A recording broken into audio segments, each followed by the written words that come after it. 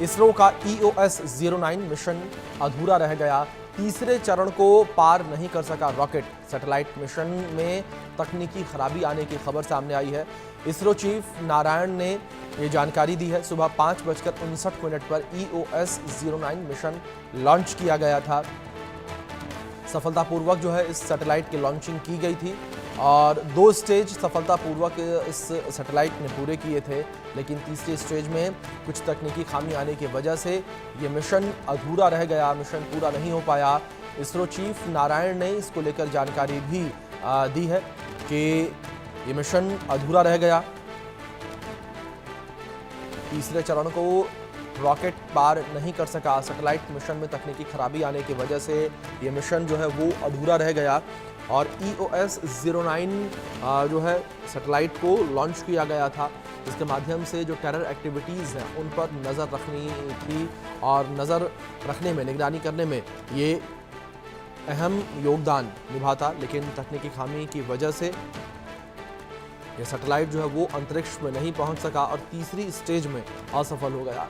इसको लेकर इसरो चीफ ने जानकारी भी साझा की है। तीसरे चरण को रॉकेट पार नहीं कर पाया। सैटेलाइट मिशन में तकनीकी खराबी की खबर सामने आ रही है। इसरो चीफ नारायण ने ये जानकारी दी है। सुबह 5:59 पर EOS-09 मिशन लॉन्च किया गया था, जो कि अधूरा रह गया है।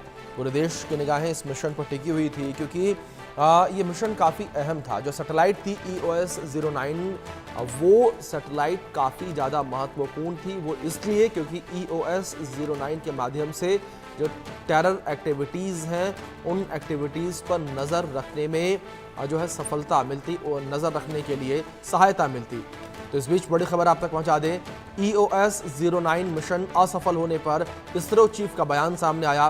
पहला और दूसरा चरण सामान्य रहा और तीसरे चरण को पूरा नहीं किया जा सका। संचालन के दौरान हमने एक अवरोध देखा था।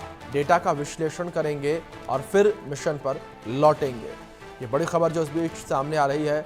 डेटा का विश्लेषण करेंगे और फिर से मिशन पर लौटेंगे, ये कहा गया इसरो चीफ के द्वारा।